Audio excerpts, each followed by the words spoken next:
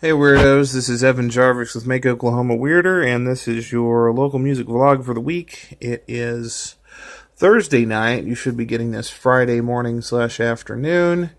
And let's jump into it. Mothership Connection. Mothership Connection is no more, to my understanding. If you've been following Mothership Connection, you probably already know this.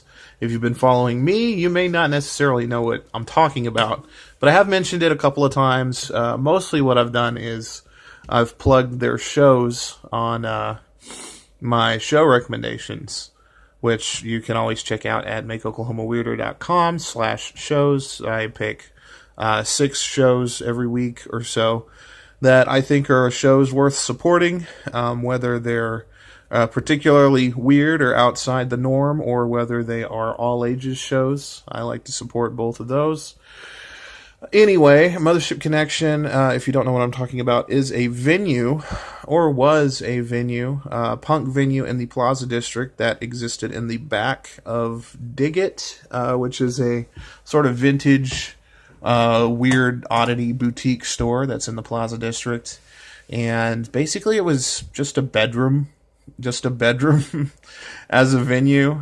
They would have a band in there, multiple bands in one night, with just kids crammed in there, which, I mean, I'm not really that surprised that the fire marshal ended up showing eventually and basically shut the place down, breaking a lot of codes.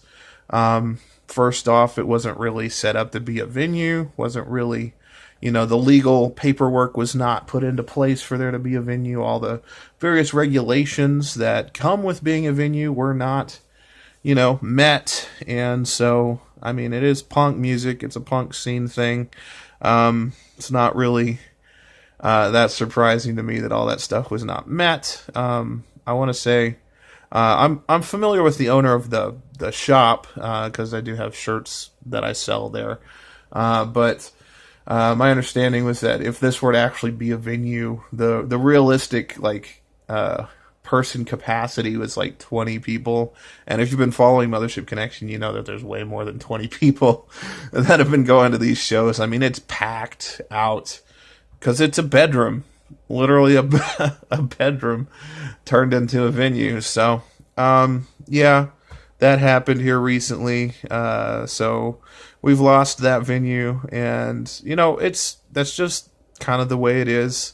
Those regulations, I think, are there for a good reason, and it makes it really hard to have small time sort of mom and pop venues, unfortunately, which, there's just really no DIY venues in Oklahoma City. They can't support themselves financially, or they get, shut down like this. So I don't know. Maybe we'll figure out a business model one of these days, but, a business model that's not really very punk. Getting shut down by a fire marshal, that's pretty punk. So, I don't know. Maybe someday. But anyway, just wanted to kick off with that. Shout out to Mothership Connection. You did a cool thing for a lot of kids that don't really have a scene, which is really unfortunate, because there's definitely a scene waiting to happen, and there's just no place for it. And the Plaza District is once again without a music venue. No Mothership Connection, which I felt was the spiritual successor to Bad Granny's Bazaar back when they had shows. And then, the venue's been gone for a while, so there's just no live music in the Plaza, unless you're just out there live on the Plaza, and it's a whole different thing. That's very much not a music event. That's a arts and community event at best. Plaza at this point is really just a place to get brunch. Anyway, I'm not going to go into that, but I'm going to move on. I've got 5 minutes left here. Cliffdiver. I've talked about Cliffdiver a little bit, especially on the blog, if you follow me there. Did this write-up on one of the last existing current DIY venues. There's a house venue called Chaos House that I did a write-up on. I went to see a release show there, and on that bill was Cliffdiver, a band from Tulsa, kind of an emo band with a saxophone in it, so it's not quite your stereotypical emo band. 6-piece act that put out a music video, and the music video is very cool. One of the best music videos I've seen come out of the state so far this year, and definitely in a while. Very good, definitely worth checking out.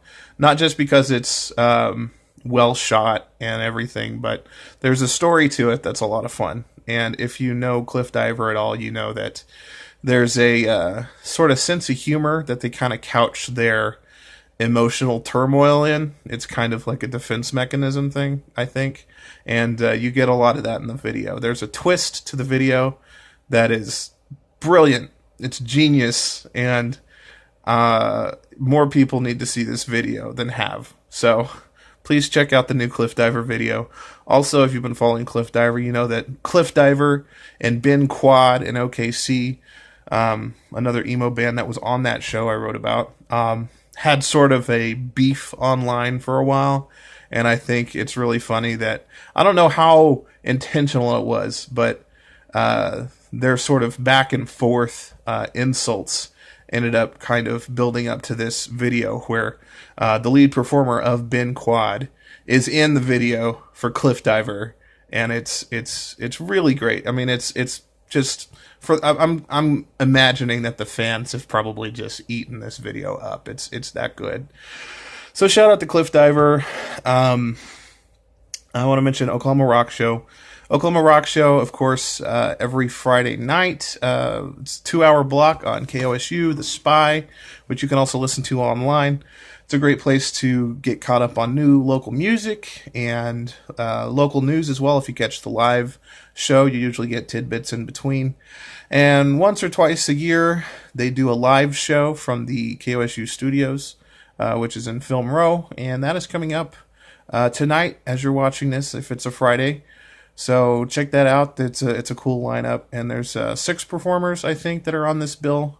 So it's a fundraiser opportunity too. I presume. I haven't listened to KOSU in a while because my current car does not have a stereo system. But yeah, whenever it's fundraiser time for public radio, you get these live shows, which are really cool. Tend to be kind of folk because that particular place that they're playing is not really set up to be a full band venue. It's more of a listening room. So I don't remember everybody who's on it, but I know Taylor Rapp is playing, and Lacey Elaine is playing, and Buddy South is playing that. There's 6 performers, and you can find it out online. But speaking of KOSU, LCG and the X got a feature this week. Ryan LaCroix with Oklahoma Rock Show and with KOSU. He routinely gets the opportunity to talk about local music for KOSU or for NPR, like on a national scale, with a periodic piece called like 10 songs in constant rotation or something. And they reach out to 10 different radio stations around the country and get feedback for like the 10 songs that, well, 1 song per radio station, which total 10,